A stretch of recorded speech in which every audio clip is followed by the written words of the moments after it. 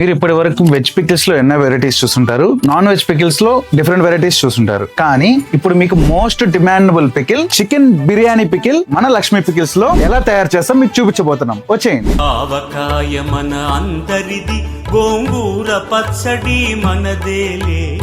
ఆవకాయ మన అందరిది, గోంగూర పచ్చడి మనదేలే.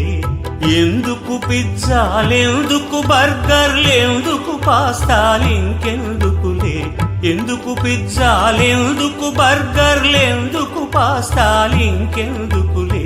ఆవకాయ మన అందరిది, గోంగూర పచ్చడి మనదేలే. ఇప్పుడు మీరు ప్రాసెస్ అయితే చూసారు కదా, చాలా మందికి ఒక డౌట్ ఉంది, నాన్ వెజ్ పికిల్స్ నిల్వ ఉంటాయా లేదా అనేది. మన దగ్గర 3 months ఖచ్చితంగా నిల్వ ఉంటుంది. ఒక 8 టైట్ జార్ లో పెట్టుకొని వాడుకుంటే ఖచ్చితంగా 3 months ఉంటుంది. అదే క్వాలిటీ, అదే టేస్ట్. ఎప్పుడు మేమైతే మీకు ఫ్రెష్ గా సర్వ్ చేస్తాము.